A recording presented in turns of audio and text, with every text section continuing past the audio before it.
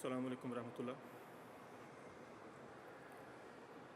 اشہد ان لا الہ الا اللہ وحدہ لا شریک لہ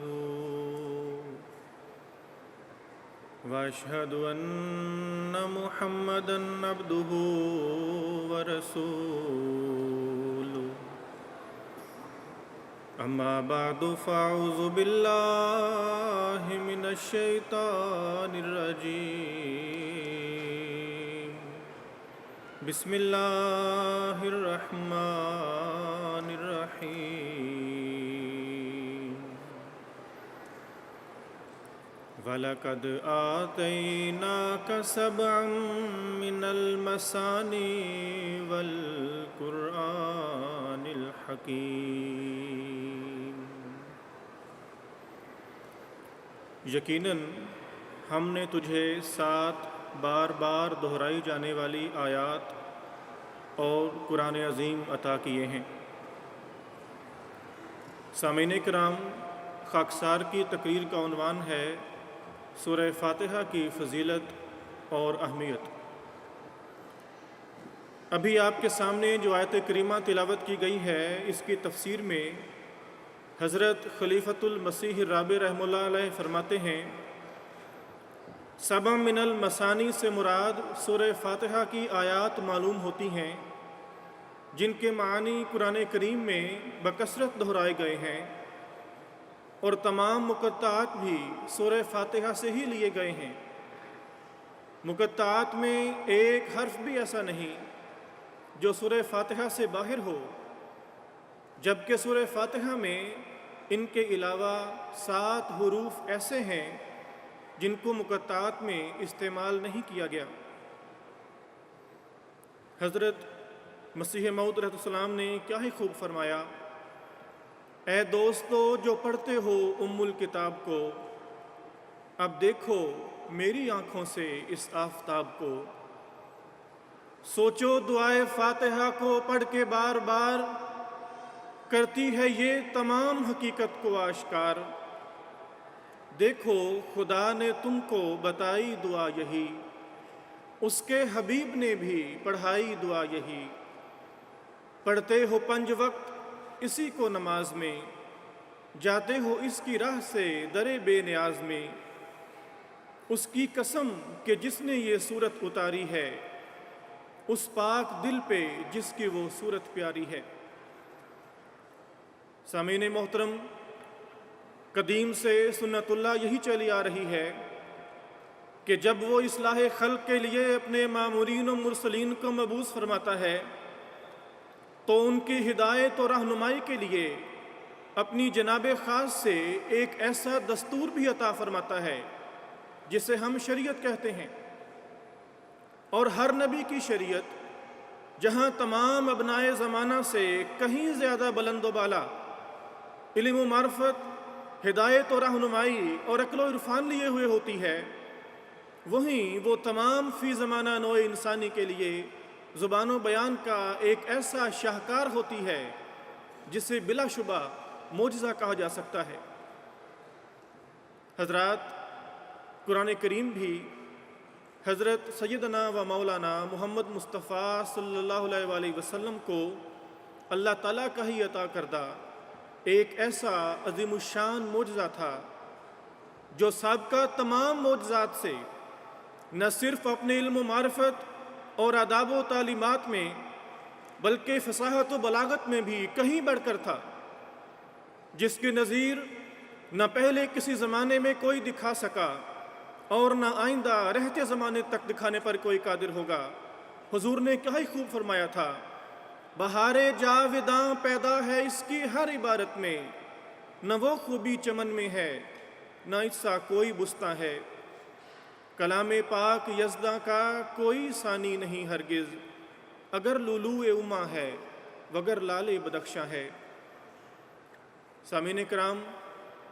اللہ تعالیٰ کے اسی زندہ معجزہ یعنی قرآن کریم کی پہلی سورت کا نام سورۃ الفاتحہ ہے، جس کی فضیلت اور اہمیت کے متعلق خاکسار کو کچھ عرض کرنا ہے۔ یہ صورت قرآن کریم کے ابتدا میں ہی اللہ تعالیٰ کی وحی سے رکھی گئی ہے۔ اس میں اسلام کے نظریہ توحید کو انتہائی جمال اور جلال اور کمال کے انداز میں بیان کیا گیا ہے۔ اللہ تعالیٰ کے حضور خشوع و خضوع اور عاجزی و انکساری کے ساتھ عبادت کرنے کے لیے جن دل سوز کلمات کا انتخاب کیا گیا ہے وہ ظاہری و معنوی اعتبار سے جامع و معنی ہیں۔ اللہ تعالیٰ کی ہستی کا جلوہ ہر لفظ میں نظر آتا ہے اور تمام قرآنی مضامین کا بہترین خلاصہ پیش کیا گیا ہے۔ قرآن کریم کی ابتدا میں رکھی ہوئی اس کتاب کا ایک مختصر سی سورت کا نام فاتحۃ الکتاب بھی ہے، اور اس کے اور دیگر کئی نام بھی ملتے ہیں۔ مثلا کیونکہ یہ سورت اللہ تعالیٰ کا حق بندگی ادا کرنا سکھاتی ہے، اس لیے اسے سورۃ الصلاۃ بھی کہا جاتا ہے۔ اللہ تعالیٰ کی تعریف کو جامع ترین رنگ میں بیان کرنے کی وجہ سے اسے سورۃ الحمد، سورۃ الشکر بھی کہا جاتا ہے۔ تمام قرآن کریم کا خلاصہ ہونے کی وجہ سے اسے ام القرآن اور ام الکتاب بھی کہا جاتا ہے۔ ہر نماز میں دہرائے جانے کی وجہ سے اصحاب المثانی بھی کہلاتی ہے۔ دل و دماغ میں خدائے عظیم کی عظمت کا نقشہ پوری طرح جمانے کی وجہ سے القرآن العظیم بھی کہلائی۔ احادیث کے مطابق مسائل کے حل اور بیماریوں کی شفا کی وجہ سے الشفا الرقیہ بھی کہلائی۔ اللہ تعالیٰ کے بیش بہا خزانوں میں سے ایک ہونے کی وجہ سے سورۃ الکنز کا نام بھی دیا گیا۔ اللہ تعالیٰ کی تمام تر صفات کا جلوہ اپنی ذات میں بکمال ہی دکھانے کی وجہ سے الوافیہ کہلائی۔ اللہ تعالیٰ سے دعا کرنے کا طریق سکھانے کی وجہ سے سورۃ الدعا، سورۃ المناجات کا لقب ملا۔ اسلامی تعلیمات پر جامع ہونے کی وجہ سے سورۃ تعلیم المسئلہ کے نام سے سرفرازی ہوئی، اور خدا کی راہوں میں ادائے سپردگی کی معراج سکھانے کی وجہ سے سورۃ التفویض بھی کہلائی۔ اور اس سورت کے مطالب پر نظر ڈالتے ہی یہ بات واضح ہو جاتی ہے کہ اس میں اور قرآن کے بقیہ تمام حصے میں اجمال اور تفصیل کا سا تعلق پیدا ہو گیا ہے۔ یعنی قرآن کریم کی تمام صورتوں میں دین حق کے جو مقاصد تفصیل سے بیان کیے گئے ہیں، سورہ فاتحہ انہی کا اجمال ہے، یعنی مختصر بیان ہے۔ اس سورت کا پیرایا دعائیہ ہے اور اسے روزانہ عبادت کا ایک لازمی جز قرار دیا گیا ہے، جس میں مقصود یہ تھا کہ قرآن کے مفصل بیانات کا ایک مختصر اور سیدھا سادہ سا خلاصہ ہو، جس کو ہر انسان بآسانی ذہن نشین کر لے اور پھر ہمیشہ اپنی دعاؤں اور عبادتوں میں دہراتا رہے۔ یہ اس کی دینی زندگی کا دستور العمل ہو، خدا پرستی کے عقائد کا خلاصہ ہو اور روحانی تصورات کا نصب العین ہوگا۔ اس میں نہایت سیدھا سادہ سا بیان ہے، کسی طرح کا کوئی پیچ و خم نہیں، کوئی الجھاؤ نہیں، ہر لفظ صاف اور دل نشین معنی کا نگینہ ہے۔ اللہ کو مخاطب کر کے جن صفات سے پکارا گیا ہے ان کا جلوہ ہر انسان شب و روز دیکھتا رہتا ہے۔ اللہ کی بندگیوں کا اقرار ہے، اس کی مددگاریوں کا اعتراف ہے، اور زندگی کی لغزشوں سے بچ کر سیدھی راہ پر چلنے کی طلبگاری ہے۔ کوئی مشکل خیال نہیں، کوئی انوکھی بات نہیں، کوئی عجیب و غریب راز نہیں۔ جب کبھی بھی کوئی انسان راست بازی کے ساتھ اس پر غور کرے گا تو بے اختیار پکار اٹھے گا کہ اس صورت کا ہر لفظ اس کے اپنے دل و دماغ کی قدرتی آواز ہے۔ حضور نے فرمایا، کیا وصف اس کے کہنا، ہر حرف اس کا گہنا، دلبر بہت ہیں دیکھے، دل لے گیا یہی ہے۔ دیکھی ہیں سب کتابیں، مجمل ہیں جیسی خوابیں، دیکھی ہیں سب کتابیں، مجمل ہیں جیسی خوابیں، خالی ہیں ان کی کعبیں، خانے خدا یہی ہے۔ حضرات، کئی احادیث میں حضرت رسول کریم صلی اللہ علیہ وسلم نے سورہ فاتحہ کی بلند و بالا شان بیان فرمائی ہے، جن میں سے چند ایک پیش خدمت ہیں۔ حضرت سعید بن معلیٰ سے روایت ہے، کہتے ہیں کہ ایک مرتبہ میں نماز پڑھ رہا تھا کہ حضور صلی اللہ علیہ وسلم نے مجھے بلایا، میں نے نماز میں ہونے کی وجہ سے آپ کو کوئی جواب نہ دیا۔ جب میں فارغ ہوا تو میں نے عرض کیا کہ یا رسول اللہ صلی اللہ علیہ وسلم، میں نماز پڑھ رہا تھا۔ آپ نے فرمایا کہ کیا اللہ نے قرآن کریم میں یہ نہیں فرمایا کہ جب بھی اللہ اور اس کا رسول تمہیں پکاریں تو جلدی جواب دو؟ پھر فرمایا کہ میں تمہیں مسجد سے نکلنے سے پہلے ایک ایسی صورت بتاؤں گا جو قرآن مجید کی تمام صورتوں سے افضل ہے۔ پھر حضور صلی اللہ علیہ وسلم نے میرا ہاتھ پکڑ لیا۔ جب ہم باہر نکلنے لگے تو میں نے عرض کیا کہ حضور، آپ نے فرمایا تھا کہ میں تمہیں قرآن کی سب سے افضل صورت بتاؤں گا۔ اس پر آپ نے فرمایا وہ صورت الحمدللہ رب العالمین یعنی سورہ فاتحہ ہے، اسی کا نام السبع المثانی ہے اور قرآن عظیم ہے جو مجھے دی گئی ہے۔ ایک اور روایت میں ہے کہ رسول کریم صلی اللہ علیہ وسلم فرماتے ہیں کہ اللہ تعالیٰ فرماتا ہے کہ میں نے نماز کو اپنے اور اپنے بندے کے درمیان تقسیم کر دیا ہے اور میں اپنے بندے کا ہر سوال پورا کرتا ہوں۔ جب بندہ الحمدللہ رب العالمین کہتا ہے تو خدا فرماتا ہے کہ دیکھو میرے بندے نے میری حمد بیان کی۔ جب بندہ الرحمن الرحیم کہتا ہے تو اللہ فرماتا ہے کہ دیکھو میرے بندے نے میری ثنا بیان کی۔ جب بندہ مالک یوم الدین کہتا ہے تو اللہ تعالیٰ فرماتا ہے کہ میرے بندے نے میری تعظیم کی ہے۔ جب بندہ ایاک نعبد و ایاک نستعین کہتا ہے تو اللہ فرماتا ہے کہ یہ میرے اور میرے بندے کے درمیان ہے اور میرے بندے کے لیے وہ سب کچھ ہے جو بھی اس نے سوال کیا۔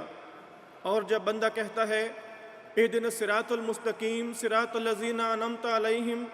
غیر المغضوب علیہم ولا الضالین، تو اللہ تعالیٰ فرماتا ہے کہ یہ میرے بندے کے لیے خاص ہے اور میرے بندے کے لیے وہ سب کچھ ہے جو کچھ اس نے مانگا۔ ایک اور روایت میں رسول کریم صلی اللہ علیہ وسلم فرماتے ہیں کہ جس نے نماز میں سورہ فاتحہ نہ پڑھی تو اس کی گویا نماز ہی نہ ہوئی۔ پھر ایک اور روایت میں حضرت ابو سعید خدری بیان کرتے ہیں کہ ایک دفعہ ہم ایک فوجی سفر میں تھے۔ رات کو ہم نے ایک قبیلے کے قریب پڑاؤ کیا۔ رات کے وقت ہمارے پاس اس قبیلے کی ایک لونڈی آئی اور اس نے کہا کہ ہمارے قبیلے کے سردار کو ایک بچھو نے کاٹ لیا ہے، کیا تم میں سے کوئی بچھو کے کاٹے کا دم کرنے والا ہے؟ صحابہ کہتے ہیں کہ حضرت ابو سعید خدری خود کھڑے ہو گئے اور ساتھ چلے گئے،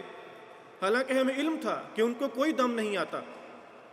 لیکن جب انہوں نے قبیلے کے سردار کو دم کیا تو وہ صحت مند ہو گیا اور اس نے شکرانے کے طور پر ہمیں 30 بکریاں دیں اور ہم سب کو دودھ پلایا۔ بعد میں جب دیگر صحابہ نے حضرت ابو سعید خدری سے پوچھا کہ کیا تم واقعی کوئی دم جانتے ہو، تو انہوں نے جواب دیا کہ نہیں، میں نے تو صرف سورہ فاتحہ پڑھ کر اس پر دم کر دیا تھا۔ اس پر صحابہ نے کہا کہ اچھا، جب تک ہم اس کی حقیقت کے بارے میں رسول کریم صلی اللہ علیہ وسلم سے نہ پوچھ لیں تب تک ان بکریوں کے بارے میں کوئی فیصلہ نہ کیا جائے۔ کہتے ہیں کہ ہم نے مدینہ پہنچ کر آپ صلی اللہ علیہ وسلم کی خدمت میں یہ سارا ماجرا عرض کیا تو آپ نے فرمایا کہ ابو سعید نے یہ کیسے جانا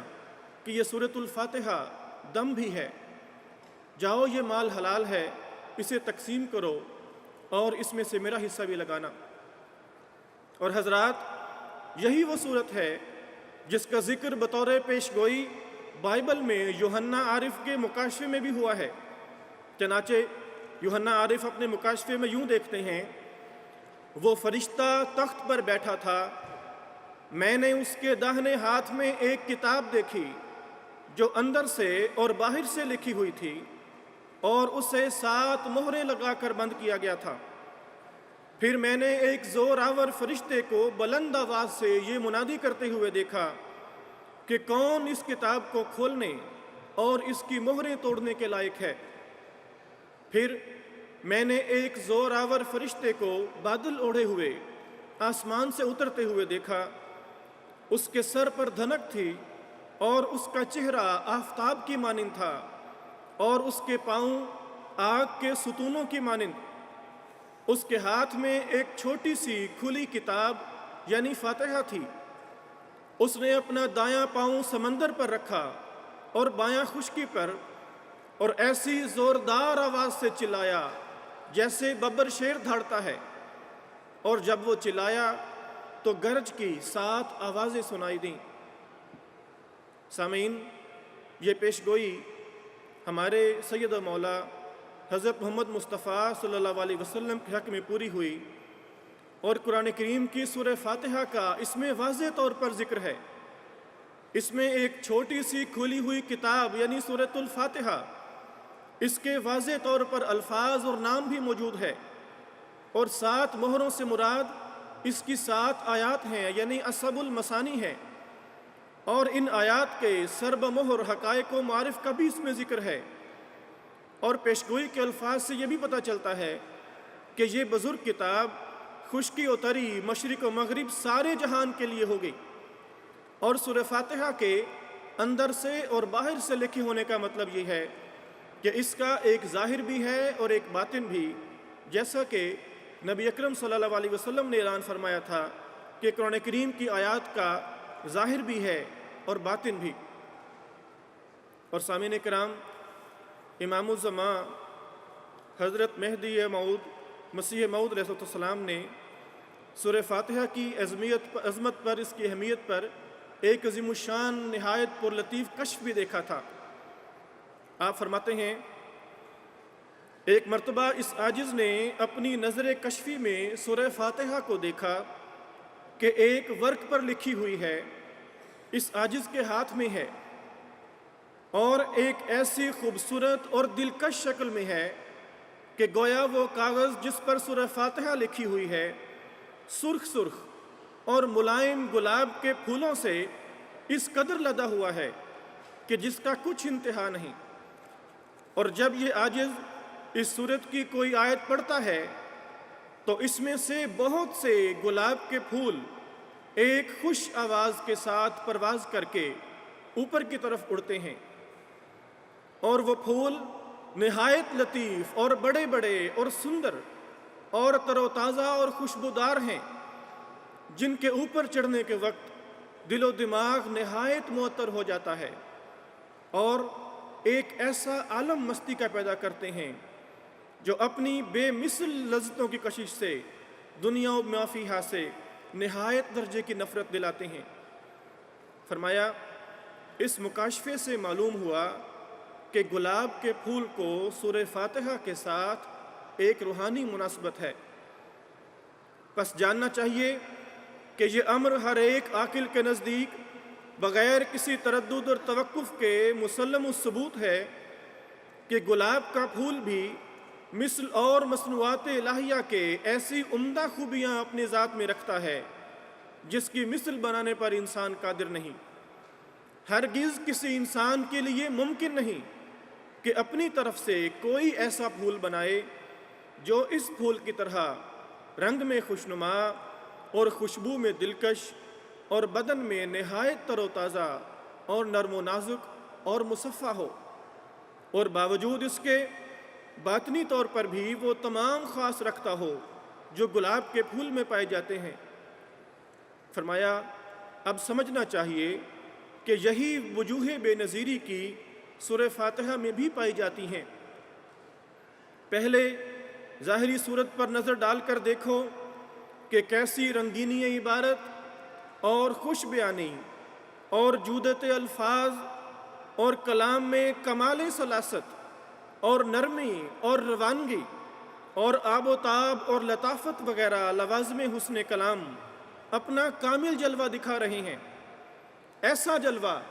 کہ جس پر زیادت متصور نہیں۔ ہر ایک فقرہ اس کا نہایت فصیح اور بلیغ ہے، اور ہر ایک ترکیب اس کی اپنے اپنے موقع پر واقع ہے، اور ہر ایک قسم کا التزام جس سے حسن بڑھتا ہے اور لطافت عبارت کھلتی ہے سب اس میں پایا جاتا ہے۔ اور باعتبار باطن کے اس میں یعنی سورہ فاتحہ میں یہ خاص بھی ہیں کہ وہ بڑی بڑی امراض روحانی کے علاج پر مشتمل ہے اور تکمیل قوت عملی اور علمی کے لیے بہت سا سامان اس میں موجود ہے اور بڑے بڑے بگاڑوں کی اصلاح کرتی ہے، اور سالک کے دل کو اس کے پڑھنے سے یقینی قوت بڑھتی ہے اور شک و شبہ اور ضلالت کی بیماری سے شفا حاصل ہوتی ہے۔ حضرات، حضور کے سورہ فاتحہ کی فضیلت اور اہمیت کے متعلق علم و معرفت اور حکمت سے لبریز بے شمار اقتباسات ہیں، اور تمام کو پیش کرنے کا دل چاہتا ہے، کیونکہ ہر فرمان اپنے اندر انتہائی ندرت اور نئے سے نئے مضامین لیے ہوئے ہے، مگر وقت کی مناسبت سے مجبوراً صرف چند ایک پر ہی اکتفا کرتا ہوں۔ آپ فرماتے ہیں، سورہ فاتحہ کی 7 آیتیں اسی واسطے رکھی ہیں کہ دوزخ کے 7 دروازے ہیں، پس ہر ایک آیت گویا ایک دروازے سے بچاتی ہے۔ پھر فرمایا، بہترین دعا فاتحہ ہے کیونکہ وہ جامع دعا ہے۔ جب ذمہ دار کو ذمہ داری کا ڈھب آ جاوے گا تو وہ ذمہ داری کے صراط مستقیم پر پہنچ جائے گا اور کامیاب ہو جائے گا۔ اسی طرح تم خدا سے ملنے کی صراط مستقیم تلاش کرو اور دعا کرو کہ یا الہی،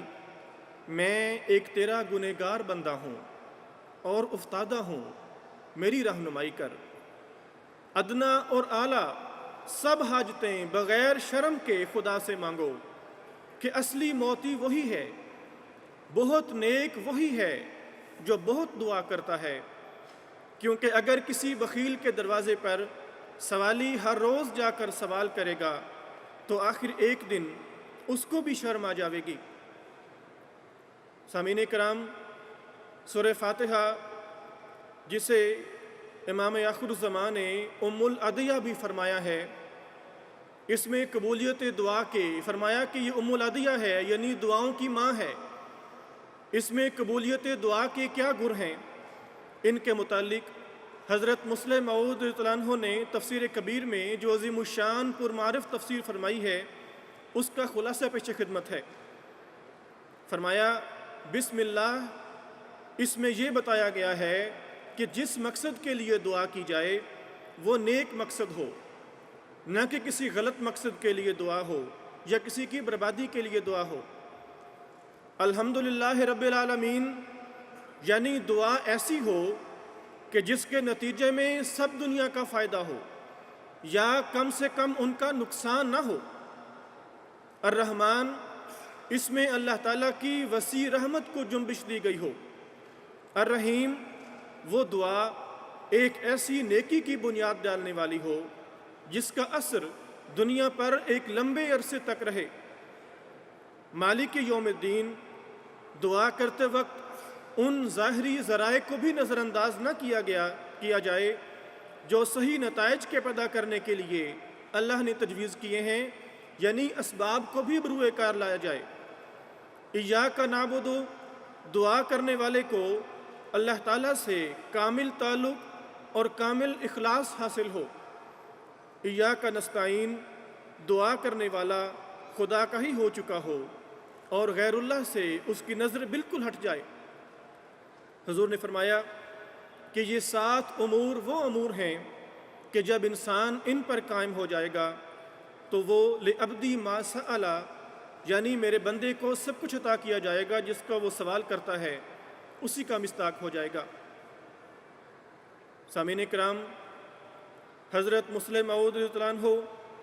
سورہ فاتحہ کے متعلق اپنا ایک خواب بیان کرتے ہوئے فرماتے ہیں، فرمایا، میں چھوٹا ہی تھا کہ میں نے خواب میں دیکھا میں مشرق کی طرف منہ کر کے کھڑا ہوں اور سامنے میرے ایک وسیع میدان ہے۔ اس میدان میں اس طرح کی ایک آواز پیدا ہوئی ہے جیسے برتن کو ٹھکورنے سے آواز پیدا ہوتی ہے۔ یہ آواز فضا میں پھیلتی گئی اور یوں معلوم ہوا کہ گویا وہ سب فضا میں پھیل گئی ہے۔ اس کے بعد اس آواز کا درمیان حصہ متمثل ہونے لگا اور اس میں ایک چوکھٹا ظاہر ہونا شروع ہوا جیسے تصویروں کے چوکھٹے ہوتے ہیں۔ پھر اس چوکھٹے میں کچھ ہلکے سے رنگ پیدا ہو گئے، آخر وہ رنگ روشن ہو کر ایک تصویر بن گئے، اور پھر اس تصویر میں حرکت پیدا ہوئی اور وہ ایک زندہ وجود بن گئی، اور میں نے خیال کیا کہ یہ ایک فرشتہ ہے۔ پھر وہ فرشتہ مجھ سے مخاطب ہوا اور اس نے مجھے کہا کہ کیا میں تمہیں سورہ فاتحہ کی تفسیر سکھاؤں؟ تو میں نے کہا کہ ہاں، آپ مجھے ضرور اس کی تفسیر سکھائیں۔ پھر اس فرشتے نے مجھے سورہ فاتحہ کی تفسیر سکھانی شروع کی، یہاں تک کہ جب وہ ایاک نعبد و ایاک نستعین تک پہنچا، یہاں پہنچ کر اس نے مجھے کہا کہ اس وقت تک جس قدر تفاسیر لکھی جا چکی ہیں وہ اس آیت تک ہیں، اس کے بعد کی آیات کی کوئی تفسیر اب تک لکھی نہیں گئی۔ پھر اس نے مجھ سے پوچھا کہ کیا میں اس کے بعد کی آیات کی تفسیر بھی تم کو سکھاؤں؟ اور میں نے کہا ہاں، جس پر فرشتے نے مجھے اہدنا الصراط المستقیم اور اس کے بعد کی آیات کی تفسیر سکھانی شروع کی، اور جب وہ ختم کر چکا تو میری آنکھ کھل گئی۔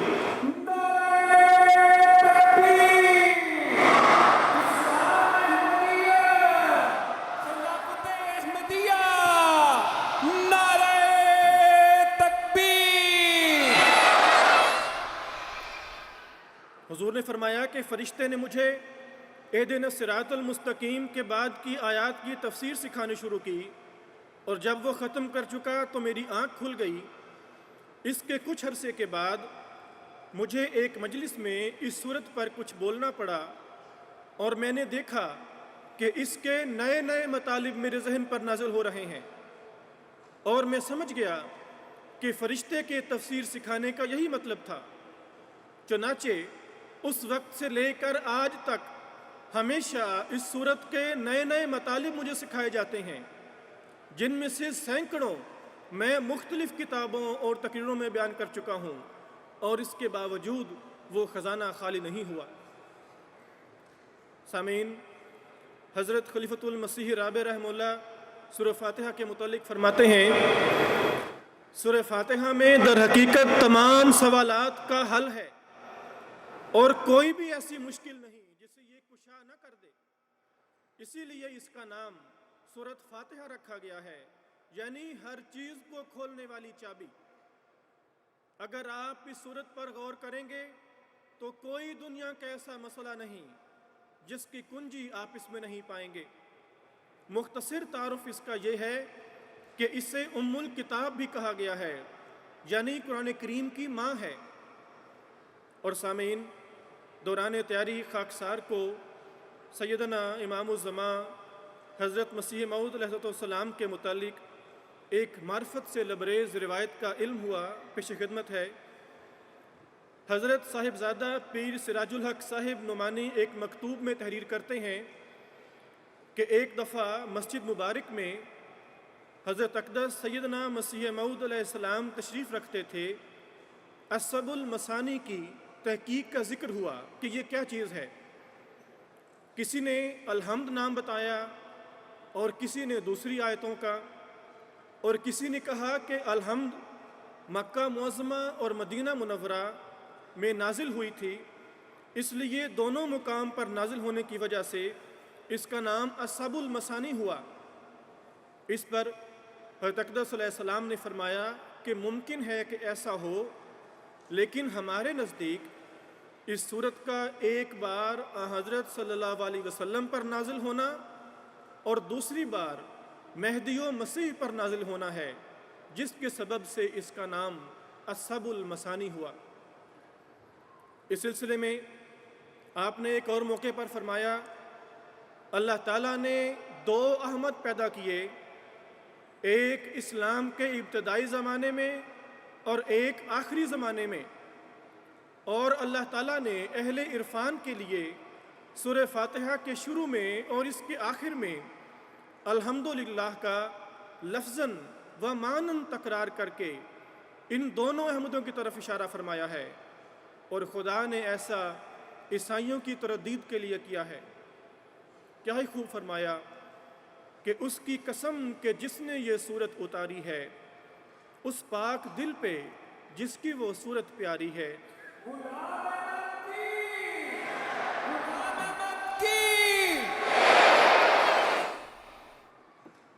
یہ میرے لیے، یہ میرے رب سے میرے لیے ایک گواہ ہے، یہ میرے صدق کے دعویٰ پر مہر الہ ہے، میرے مسیح ہونے پر یہ ایک دلیل ہے، میرے لیے یہ شاہد رب جلیل ہے، پھر میرے بعد اوروں کی ہے انتظار کیا، توبہ کرو کہ جینے کا ہے اعتبار کیا۔ سامعین کرام، سیدنا حضرت اقدس مسیح موعود علیہ السلام نے تمام عیسائی پادریوں کو اس صورت کے حقائق و معارف کی مثل پیش کرنے کا ایک چیلنج بھی دیا تھا۔ آپ نے فرمایا اگر وہ، یعنی عیسائی پادری، فرمایا اگر وہ اپنی تورات یا انجیل کو معارف اور حقائق کے بیان کرنے اور خاص کلام الوہیت ظاہر کرنے میں کامل سمجھتے ہیں تو ہم بطور انعام 500 روپیہ ان کو نقد دینے کو تیار ہیں اگر وہ اپنی کل ضخیم کتابوں میں سے جو 70 کے قریب ہوں گی حقائق و معارف شریعت اور مرتب اور منتظم در حکمت و جواہر معرفت اور خاص کلام الوہیت دکھا سکیں جو سورہ فاتحہ میں سے ہم پیش کریں گے۔ اور سامعین، جب حضور کے اس چیلنج پر تقریباً 70 سال گزرنے پر بھی کسی پادری کو مقابلے پر آنے کی ہمت نہ ہوئی تو 1966 میں حضرت خلیفۃ المسیح ثالث رحمہ اللہ نے حضور کی ہی غلامی میں اس چیلنج کو اثر نو تمام عیسائی دنیا کے سامنے پیش کیا اور انعامی رقم کو 50,000 روپیہ تک بڑھا دیا۔ آپ نے نہایت پرشوکت الفاظ میں اعلان فرمایا میں یہ اعلان کرتا ہوں کہ اس دعوت مقابلہ کے مخاطب 3 ایسے پادری جو بشپ یا بشپ سے اوپر کا عہدہ رکھتے ہوں وہ مل کر اس دعوت فیصلہ کو منظور کریں اور ہمیں اس کی اطلاع دیں۔ ہم انہیں سورہ فاتحہ کے معنی اور اس کی تفسیر اور اس کی خوبی اور اس کی خوبصورتی اور اس میں آسمانی نشان اور تائیدات پائی جاتی ہیں ان کے متعلق ایک کتاب میں شائع کر کے بھجوا دیں گے۔ پھر وہ اپنی ساری عمر اور اپنی نسلوں کی ساری عمر بھی اس پر خرچ کر دیں، اس کتاب کا جواب نہیں لکھ سکیں گے۔ اور اگر 3 بشپ سر جوڑ کر اس نتیجے پر پہنچیں کہ ہم اس سردردی کو کیوں مول لیں، تو پھر پوپ اکیلے یا بلی گراہم اگر یہ چاہیں اور پسند کریں اور ان کے دل میں ہمت ہو تو پھر وہ اکیلے مقابلہ پر آئیں اور اپنے تمام آسمانی صحیفوں کا مقابلہ ہمارے صحیفہ آسمانی کی اس پہلی اور مختصر سی سورۃ الفاتحہ سے کر کے دیکھیں۔ تب انہیں معلوم ہوگا کہ خدا کا ابدی اور نہ بدلنے والا کلام قرآن کریم ہی ہے۔ ہم فیصلہ کرنے کے لیے آج بھی تیار ہیں، لیکن جس بات سے میں ڈرتا ہوں وہ یہ ہے کہ شاید ہی کسی عیسائی کو اس میدان مقابلہ میں آنے کی جرت ہو۔ خاکسار، آخر میں بانی جماعت احمدیہ حضرت اقدس مسیح موعود علیہ السلام کا اپنی جماعت سے توقع پر مبنی نہایت قابل فکر اور ہماری ذمہ داریوں پر مبنی اقتباس پڑھ کر اپنی گزارشات ختم کرتا ہے۔ آپ فرماتے ہیں، جو شخص عام مسلمانوں میں سے ہماری جماعت میں داخل ہو جائے اس کا پہلا فرض یہی ہے کہ جیسا کہ وہ قرآن کریم کی سورہ فاتحہ میں 5 وقت اپنی نماز میں یہ اقرار کرتا ہے کہ خدا رب العالمین ہے اور خدا رحمان ہے اور خدا رحیم ہے اور خدا ٹھیک ٹھیک انصاف کرنے والا ہے، یہی چاروں صفتیں اپنے اندر بھی قائم کرے۔ اور راست باز کی خود بڑی بھاری نشانی یہی ہے کہ جیسا کہ وہ خدا کے لیے ان 4 صفتوں کو پسند کرتا ہے، ایسا ہی اپنے نفس کے لیے بھی یہی پسند کرے۔ لہٰذا خدا نے سورہ فاتحہ میں یہی تعلیم دی تھی جس کو اس زمانے کے مسلمان ترک کر بیٹھے ہیں۔ دعا ہے کہ اللہ تعالیٰ ہم سب کو نہ صرف سورہ فاتحہ بلکہ تمام قرآن کریم کی فضیلت کو، اہمیت کو سمجھنے اور اس کے حقائق و معارف کے مطابق اپنی زندگیوں میں انقلاب پیدا کرنے کی توفیق عطا فرمائے۔ وآخر دعوانا ان الحمدللہ۔